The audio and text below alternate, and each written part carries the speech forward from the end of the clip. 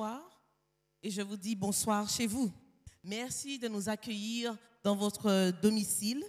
Détendez-vous et prêtez une oreille attentive à tout ce qui va se passer ce soir, que ce soit le chant, que ce soit la prière et même la méditation. Dieu a quelque chose de bien particulier ce soir pour vous. Je vous dis encore bienvenue à tous.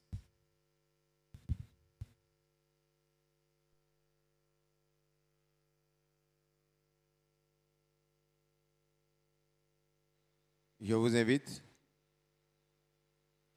à prendre une position pour la prière alors que je vais me mettre à genoux par ici et ceux qui sont avec moi, et vous prenez une position respectueuse devant Dieu. Éternel, notre Père, notre Dieu, combien nous te sommes reconnaissants en ce jour. Tu es un Dieu merveilleux, fidèle et bon. Nous nous courbons devant Sa Majesté Jésus pour le louer pour le remercier. Tu nous as gardés en vie, en bonne santé. Merci Seigneur. Nous voulons passer une heure avec toi Seigneur. Et alors, te prions de nous pardonner nos fautes. Et ce soir Seigneur déjà, nous te présentons les familles, tous ceux qui sont connectés pour entendre, pour écouter le message de ce soir Seigneur. Peut-être quelqu'un est déjà découragé, peut-être il y a un couple brisé, il y a un célibataire qui est vraiment abattu. Il y a une réponse ce soir. Alors Père, bénis tous les écoutants ce soir. Et singulièrement, je te prie de bénir spécialement le pasteur Bibrac. Bénis sa famille. Et Seigneur, ce soir, nos yeux sont tournés vers le roi des rois, Jésus-Christ, vers qui celui qui nous donne la vie, celui qui nous donne la santé, mais mieux encore, c'est celui qui est mort pour nous et qui nous donne la vie éternelle. Seigneur, bénis quelqu'un ce soir. Surprends et étonne, Seigneur, quelqu'un qui va écouter le message de ce soir, quand nous t'avons prié au nom de Jésus pour ta gloire. Amen.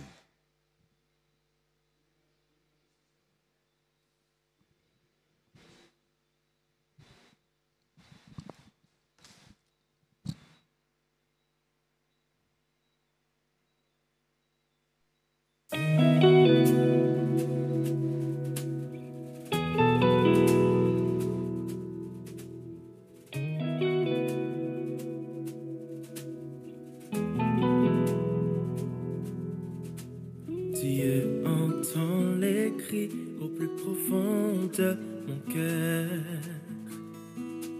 Le soir quand je prie, il comprend ma douleur.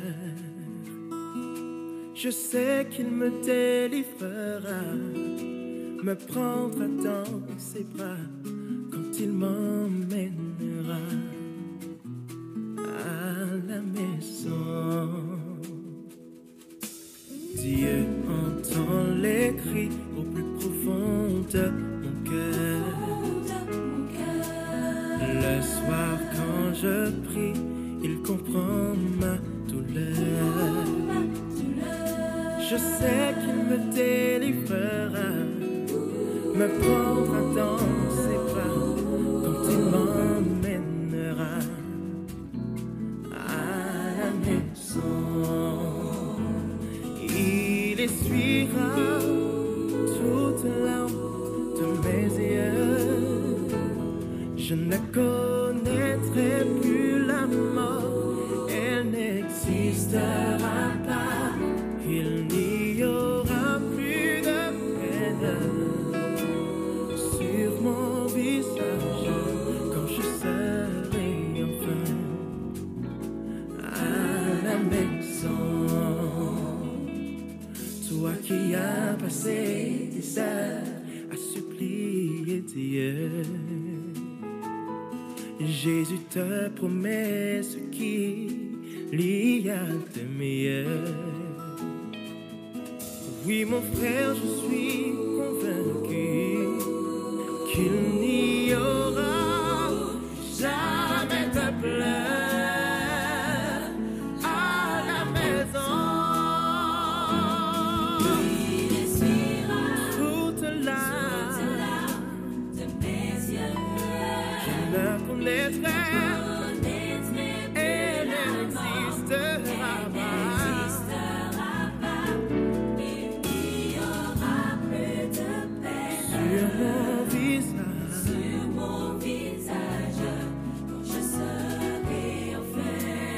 maison. Il essuiera toutes larmes de mes yeux. Je la connaîtrai. Elle existera.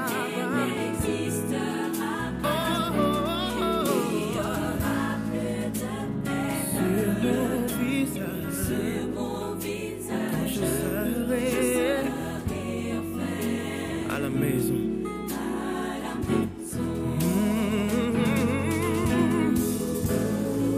Et je vis descendre du ciel d'auprès de Dieu la ville sainte, la nouvelle Jérusalem, préparée comme une épouse qui s'est parée pour son époux.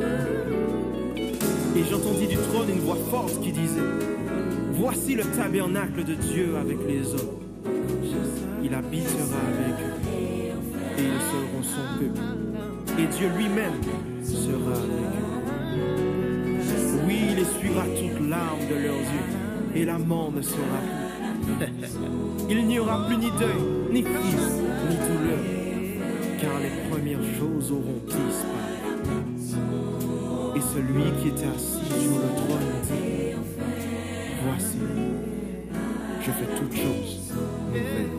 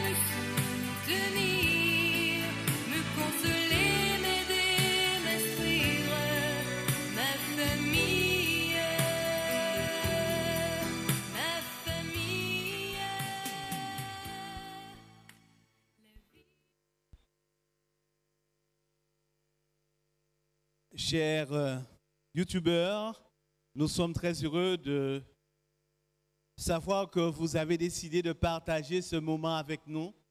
C'est avec un immense plaisir que nous voulions échanger avec vous autour de la parole de Dieu.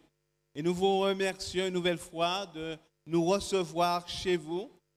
Et nous voulons vous dire que lorsque nous sommes rassemblés autour de la parole de Dieu, nous sommes sûrs de recevoir une bénédiction toute particulière. Merci encore d'être avec nous en ce soir. Et comme le début nous dirons depuis sabbat, depuis samedi, nous avons décidé d'avoir une semaine consacrée particulièrement à la famille. Je vous rappelle que notre thème est le suivant: le retour de Jésus, une famille sauvée. Et nous voulons que toutes les familles de l'Église soient sauvées, les familles de la Martinique soient sauvées, alors que Jésus puisse venir dans chaque famille, être dans le cœur de chacun. Ce soir, notre sujet est la beauté d'être seul. Comment réussir son célibat? La beauté d'être seul. Comment réussir son célibat?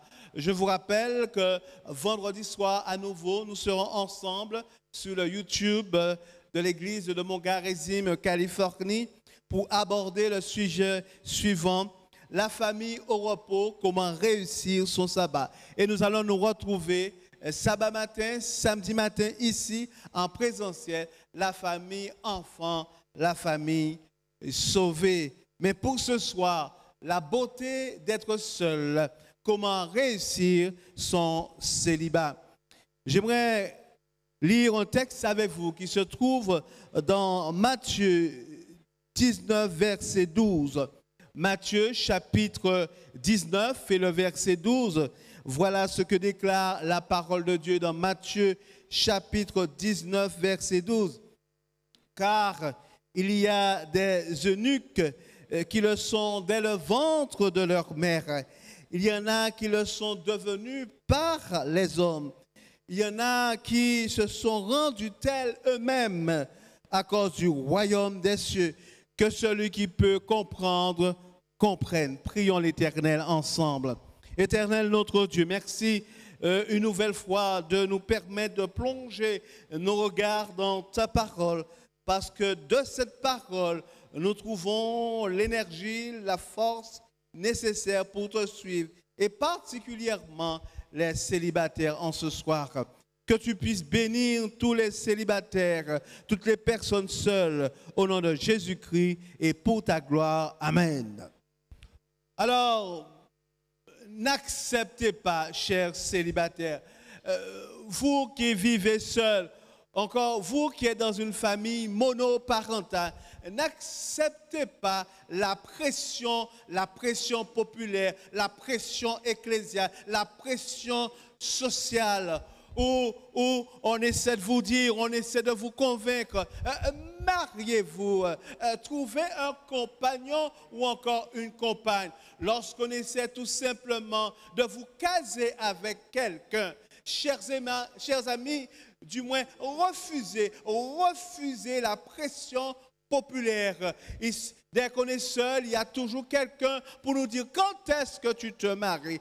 Quand on est seul, il y a toujours quelqu'un pour nous dire mais comment tu prends de l'âge? Comment ça se fait que tu sois encore seul? Je vous dis en ce soir, refusez la pression que certains veulent mettre sur vous. Parce que, chers amis, le mariage, je le déclare haut et fort, le mariage n'est pas la panacée du bonheur. Le mariage n'est pas la solution pour avoir le bonheur. Certains vous diront, chers amis, il est préférable d'être seul que mal accompagné. Donc, ne laissez personne mettre sur vous une pression qui n'est pas nécessaire.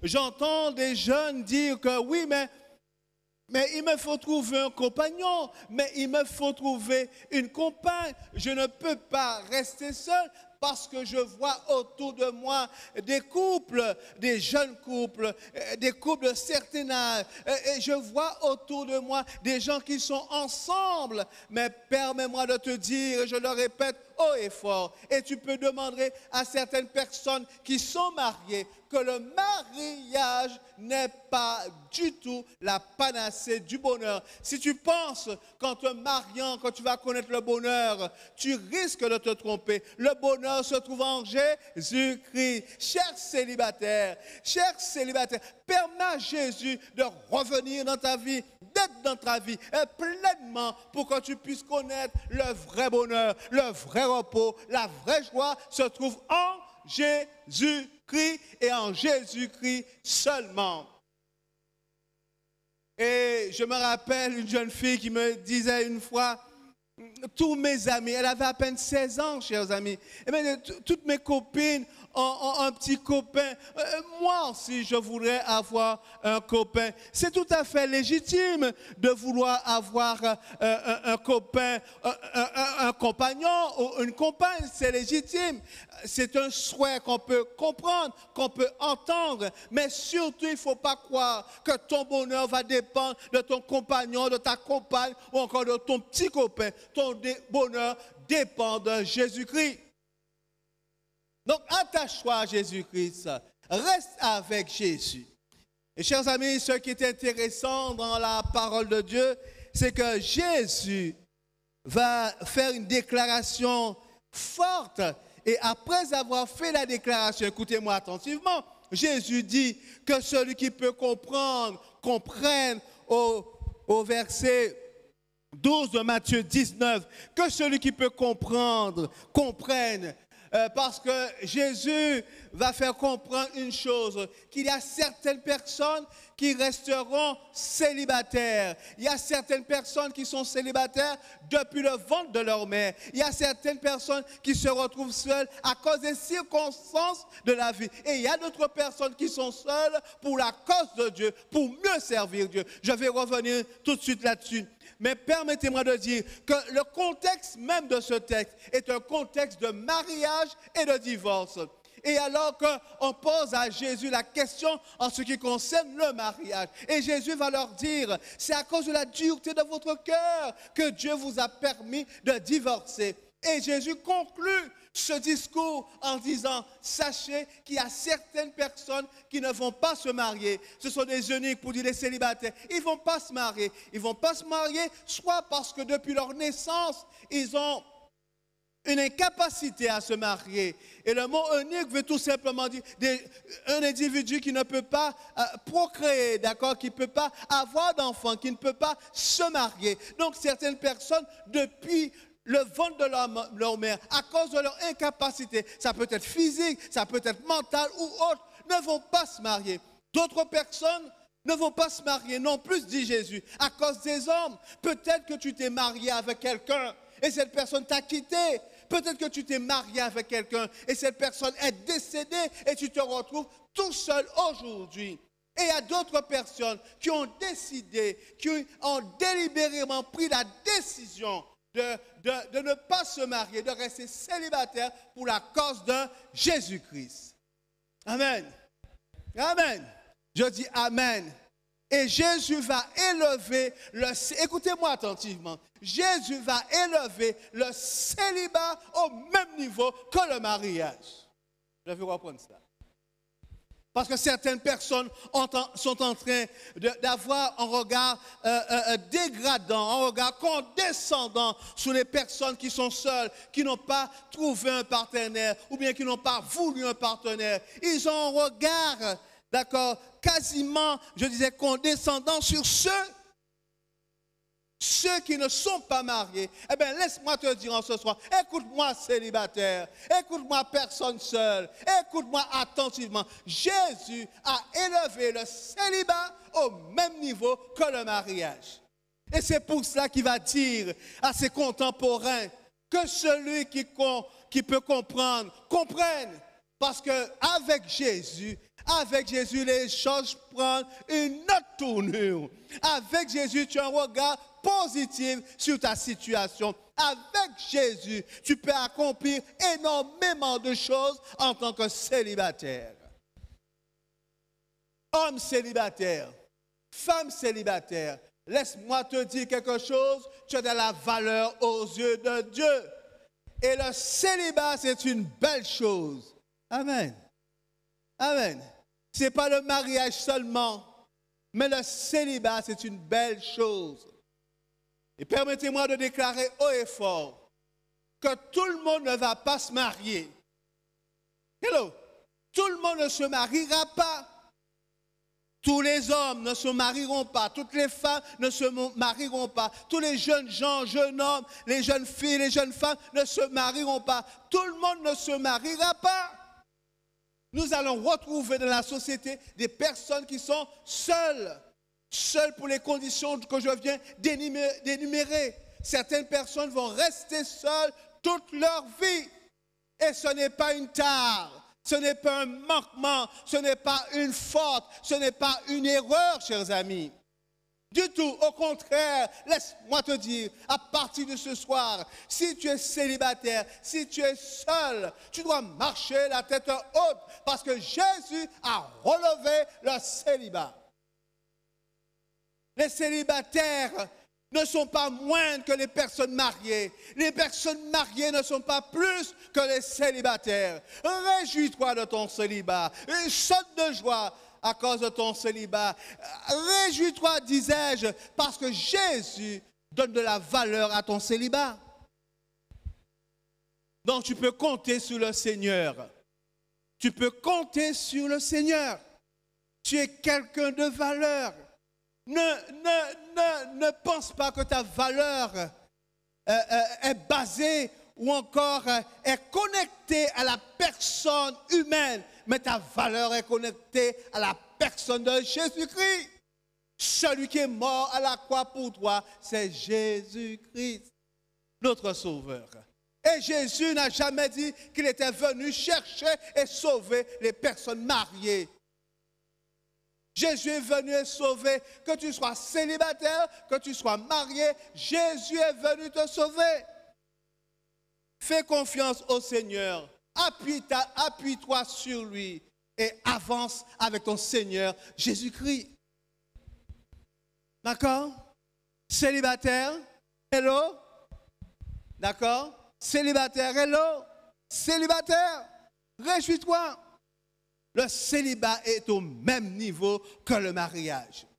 Maintenant, permettez-moi de dire aux personnes qui sont seules, vous êtes seuls, mais ne vous isolez pas. Vous êtes seuls, mais ne soyez pas en peine. Vous êtes seuls, mais ne soyez pas attristés. Vous êtes seuls, ne restez pas dans votre coin. Certaines fois, nous restons dans notre coin. On se dit, je suis seul, il n'y a personne avec moi. Laisse-moi te dire, partout où tu vas, Jésus est avec toi. Partout où tu vas, les anges sont avec toi. Partout où tu vas, tu peux être sûr que tu n'es jamais seul.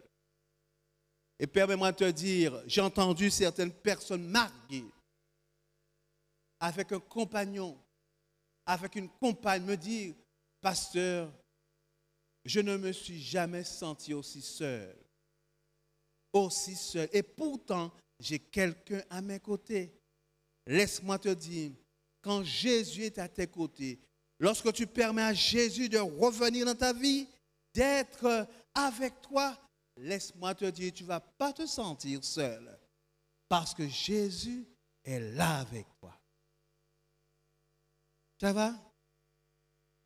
Tu te réjouis de ton célibat, Jésus est avec toi.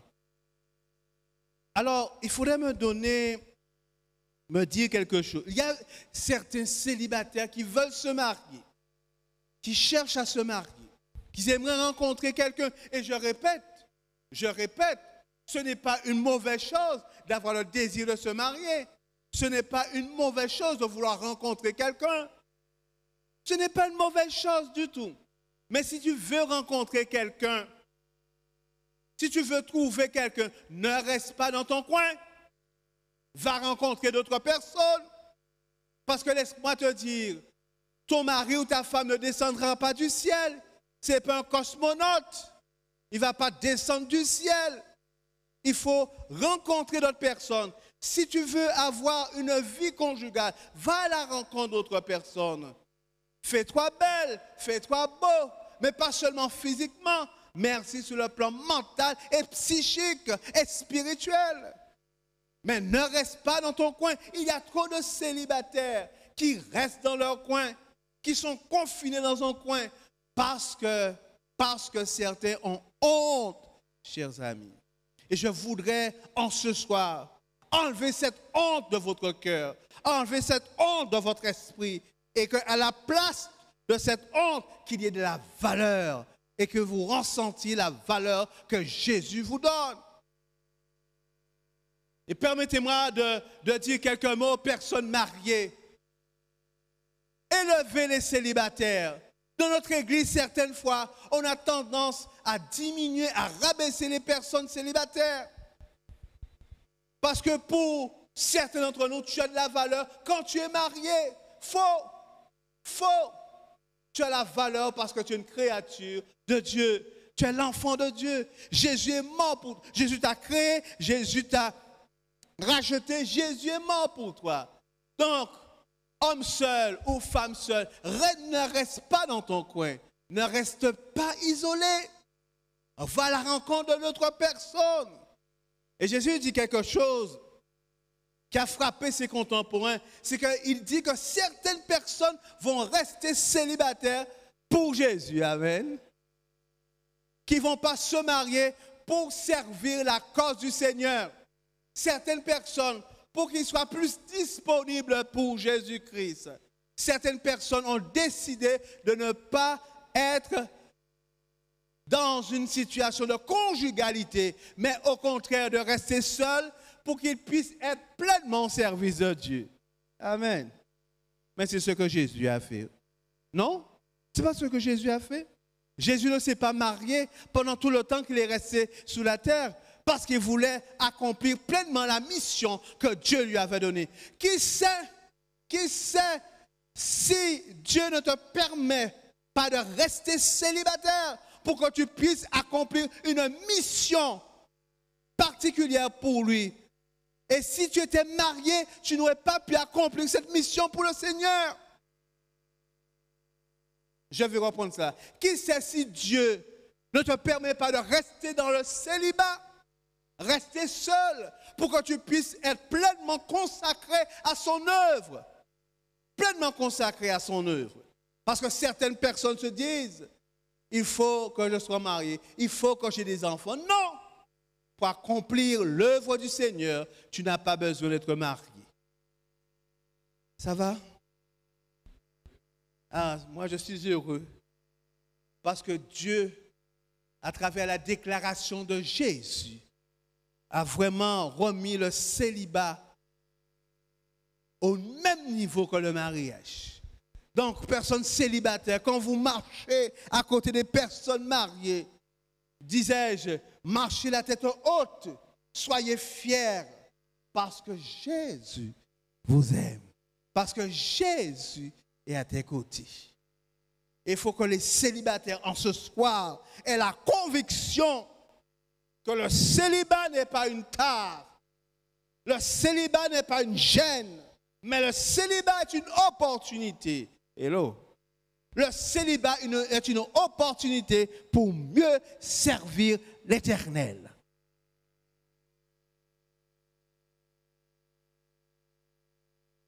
Le célibat est une opportunité pour mieux servir l'Éternel. Je souhaite en ce soir que nous puissions avoir cela, que nous puissions comprendre cela et retenir cela. Parce que certaines fois, lorsque tu es marié, tu ne peux pas servir toujours l'Éternel, lui donner tout ton temps. On va le voir tout à l'heure avec Paul. Mais j'aimerais ce soir que nous puissions arriver à cette conclusion que le célibat, tous ceux qui sont célibataires, tous ceux qui sont seuls, que tu sois homme, que tu sois femme, laisse-moi te dire, sois fier en ce soir. Ah oui, sois fier d'être seul. Sois fier. Paul va encore donner de l'éclat, de la grandeur au célibat. Parce que Paul va déclarer dans 1 Corinthiens 7, écoutez cela, chers célibataires, écoutez cela, personne seule, vous qui êtes seuls, que ce soit pour des raisons physiques, biologiques, ou encore la situation de la vie, ou encore pour Jésus-Christ, Paul déclare dans 1 Corinthiens 7, Paul était célibataire. Hello? Paul était célibataire. Hello? Paul était célibataire. Vous vous rendez compte, chers amis, vous vous rendez compte que dans la chrétienté, dans le christianisme, celui qui est au centre, le potomitan, le pivot du christianisme, Jésus-Christ était célibataire. Dans le christianisme, le plus grand théologien de tout le Nouveau Testament, c'est Paul. Et Paul était célibataire. Donc, célibataire, tu as de la valeur et tu peux accomplir des choses au nom de l'Éternel. Dans 1 Corinthiens 7, le célibataire Paul parle. Amen, le célibataire Paul parle. Et dit, je dis cela par condescendance. Je n'en fais pas un ordre. Ce n'est pas un ordre, Paul dit. C'est par convention. Il dit au verset 7, je voudrais que tous les hommes fussent comme moi. Que tous les hommes fussent célibataires comme moi, dit Paul. Mais chacun tient de Dieu un don particulier. L'un d'une manière et l'autre d'une autre. à ceux qui ne sont pas mariés et aux veuves. Je dis qu'il leur est bon de rester comme moi. On va poursuivre au verset 32 et 35. Il dit, oh, je voudrais que vous fussiez sans inquiétude. Dans Corinthiens 7, verset 32 à 34 du moins. Oh, je voudrais que vous fussiez sans inquiétude. Celui qui n'est pas marié s'inquiète des choses du Seigneur, des moyens de plaire au Seigneur. Et celui qui s'est marié, écoutez, celui qui s'est marié s'inquiète des choses du monde, des moyens de plaire à sa femme. Et il poursuit, il y a même une différence entre la femme et la vierge. Celle qui n'est pas mariée s'inquiète des choses du Seigneur, afin d'être sainte de corps et d'esprit.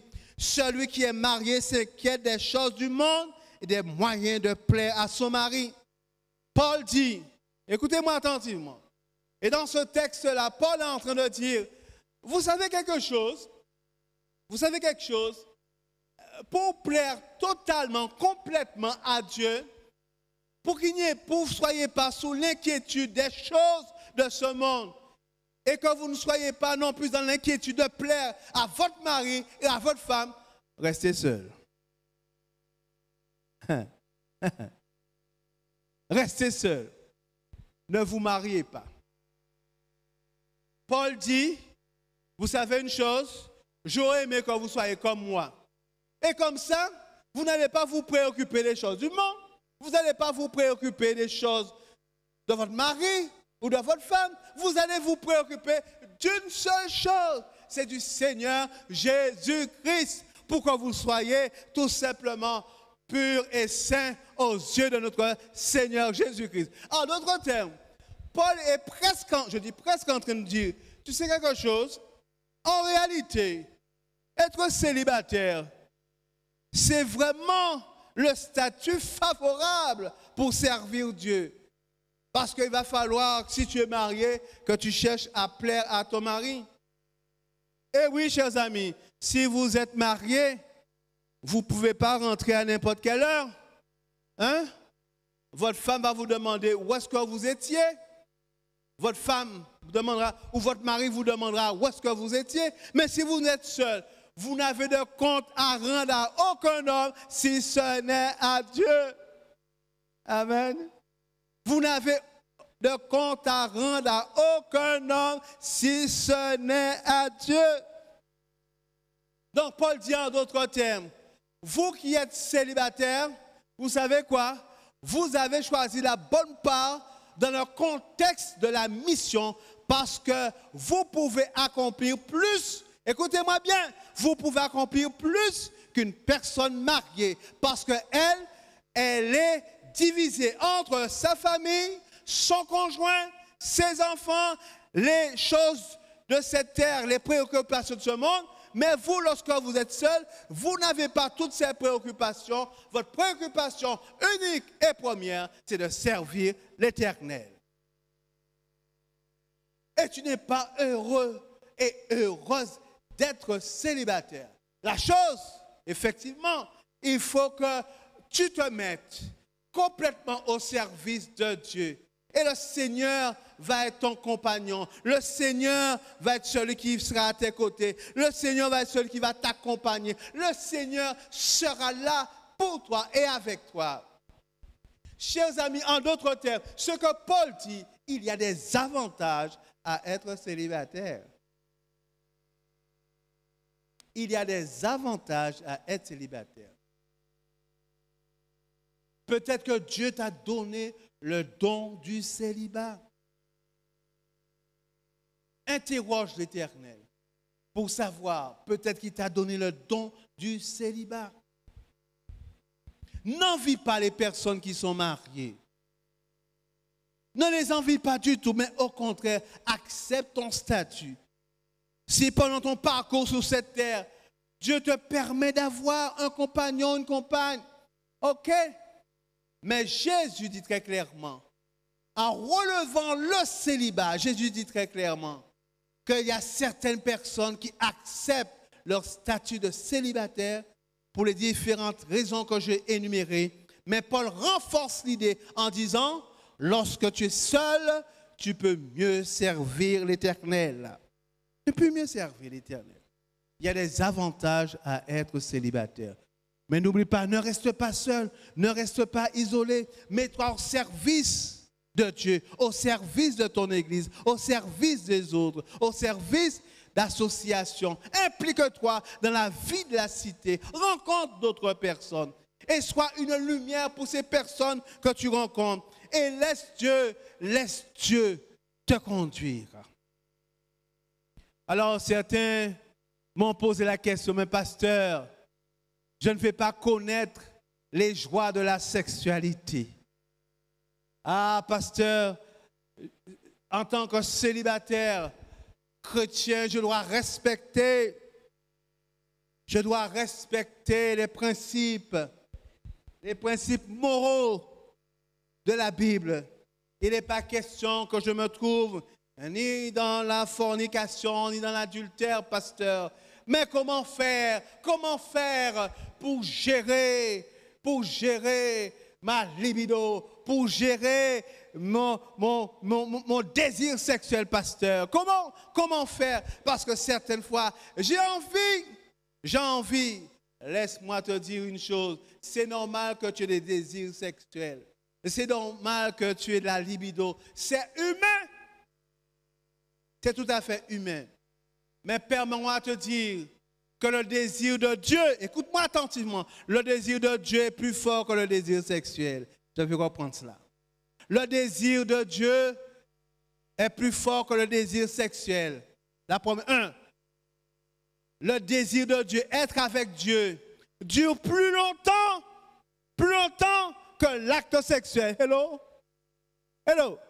Chers hommes et chères femmes, permets-moi de te dire que être avec Dieu, le désir de Dieu, être avec Dieu dure plus longtemps que l'acte sexuel. L'acte sexuel est important dans la conjugalité.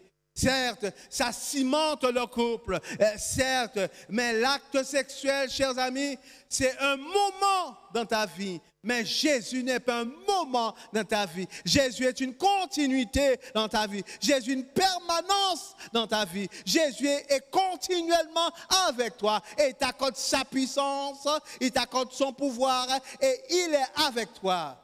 Donc, lorsque tu sens le désir sexuel, apporte le Seigneur Jésus et le Seigneur va transformer ça pour toi. Tu n'es pas obligé de connaître le plaisir sexuel parce que, écoute-moi attentivement, parce que le plaisir céleste est plus important que le plaisir sexuel. Est-ce que tu vas perdre ta vie éternelle pour aller faire un acte de fornication, un acte d'adultère? Est-ce que tu perdras ta vie céleste? Parce que laisse-moi te dire, lorsqu'on a posé à Jésus la question pour savoir si c'est le mari, que le mari ira au ciel et avec ses 7 épouses qui sont mortes, de qui sera-t-il le mari? Ou encore laquelle sera sa femme? Jésus a répondu, dans le royaume des cieux, il n'y aura pas cette question-là. Non, en d'autres termes, toi qui es célibataire, tu es déjà sur le chemin du ciel et reste-y. Reste sur le chemin du ciel. Vous avez, et je dis ça à certaines femmes, vous avez certains prédateurs à l'église. Je vais reprendre. Il y a certains prédateurs mariés à l'église qui vont vers les femmes seules. Chères femmes, écoutez-moi, ne laissez aucun homme penser que vous êtes un objet sexuel. Je vais reprendre cela. Il y a certains prédateurs qui rôdent, que ce soit à l'église ou à l'extérieur de l'église. Et ils ont décidé de faire leur poids les femmes qui sont seules ou encore les hommes qui sont seuls. Parce qu'ils pensent que toi, femme, tu es tout simplement un objet sexuel. Ne laisse personne dénigrer et rabaisser ton célibat. Ne laisse personne piétiner marcher sur ton célibat. Ne laisse personne marcher sur toi et piétiner ta personne pensant que tu es un objet sexuel. Pour te dire, et je me rappelle, c'est ce qu'un homme avait dit à une femme un jour. Et lui a dit, il y a longtemps que tu n'as pas pu faire un coup. Il appelle ça un coup. Je te propose de faire un petit coup. Saisis ta chance. Laisse-moi te dire, ne laisse personne te laisser croire que toi, tu n'as pas de dignité, que toi, tu n'as pas de valeur et que tu es un moins ou une moins que rien. Le célibat, ce n'est pas la voie ouverte à toutes sortes d'actes répréhensibles. Le célibat, au contraire, est une manière aussi de rappeler sa consécration à l'Éternel. Ne laisse personne piétiner ton célibat. Ne laisse personne te jeter dans l'abîme d'une sexualité dépravée. Mais au contraire, relève la tête. Remercie Jésus. Parce que c'est Jésus qui a relevé le célibat. Remercie Paul. Parce que Paul, dans la continuité de Jésus, rappelle que le célibataire, la célibataire, a non seulement de la valeur aux yeux de Dieu, mais il peut servir l'Éternel mieux qu'une personne mariée. Alors je déclare à toutes les personnes qui sont célibataires en ce soir, il est beau et il est bien d'être célibataire. Ce n'est pas une tare, ce n'est pas un manquement, mais au contraire, sois fier de ton célibat. Relève la tête, marche avec ton Seigneur et rappelle-toi que Jésus était célibataire. Rappelle-toi que Paul était célibataire. Et si quelqu'un veut rabaisser ton célibat, dis-leur, je suis comme Paul. Je suis l'exemple de Jésus. Et si un jour Dieu décide de te donner une compagne ou un compagnon, soit, mais rappelle-toi que ton bonheur n'est pas lié à une personne humaine, mais ton bonheur est lié à Jésus-Christ. En ce soir, je voulais dire à tous les célibataires, rassurez-vous, vous avez de la valeur aux yeux de Dieu. Rassurez-vous, vous êtes quelqu'un de spécial. Rassurez-vous, Dieu vous remplit de son amour. Rassurez-vous, Dieu vous remplit de sa personne. Laissez le Seigneur vous pénétrer. Ayez un renouveau célibat. Ayez un renouveau spirituel et comptez sur le Seigneur. Et si c'est votre désir en ce soir, je voudrais vous inviter à prier avec moi. Prions ensemble. Éternel notre Dieu, ce soir particulièrement, nous voulons te glorifier pour ta parole. Parce que alors que beaucoup rabaissent le célibat, comme à l'époque de Jésus-Christ, mais le Seigneur Jésus a relevé le célibat. Il lui a donné une valeur inestimable afin que toutes les personnes seules, quelle que soit la raison, puissent réaliser que dans leur vie seule, dans leur célibat, que Seigneur, tu es avec eux. Mais je te prie, Père, fais en sorte que ces personnes ne restent pas isolées, en peut-être seules, mais pas isolées, mais qu'elles s'impliquent dans la vie de l'Église, dans la vie de la société, qu'elles fassent du bien autour d'elles. Parce que Jésus, toi qui étais célibataire, tu as fait du bien autour de toi. Nous te remercions aussi pour les écrits de l'apôtre Paul, qui était aussi célibataire, pour que tu puisses, tendre Père, nous rappeler que le mariage n'est pas plus important que le célibat. Et que quelque part, le célibat nous place dans une condition particulière pour le service de Dieu. En ce soir, je te demande d'encourager, de fortifier, d'être à côté des personnes seules et permets, tendre Père, que lorsque Jésus-Christ reviendra, que ces personnes puissent trouver leur place dans ton merveilleux royaume, parce que nous sommes tous pèlerins sur cette terre. Une nouvelle fois, bénis tous les célibataires, bénis toutes les personnes seules. Nous t'avons prié au nom de Jésus-Christ et pour ta gloire. Amen.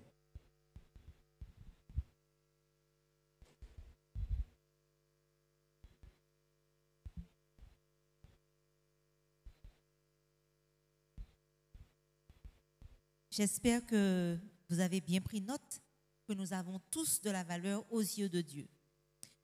Je voudrais vous rappeler que nous nous revoyons vendredi soir et vous donner le thème de vendredi soir, ce sera toujours la famille, mais la famille au repos, comment réussir son sabbat. Nous avons donc rendez-vous ce vendredi soir, 22 octobre, à 18h. Et après, nous nous retrouvons sabbat matin.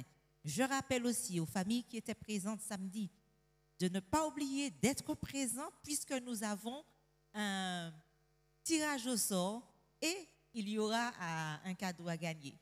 Quand le cadeau a été acheté, la vendeuse a dit « Ah, j'aurais aimé qu'on me donne ce cadeau-là. » Alors, si vous voulez que votre nom soit retenu ou alors recevoir ce cadeau, soyez présents ce sabbat 23 octobre. Je vous remercie. Que Dieu vous bénisse. Continuons à prier les uns pour les autres. Invitez vos amis à se connecter et à revoir les réunions de telle sorte que nous puissions en tirer un maximum de bénédictions. Bonne soirée à tous et à toutes.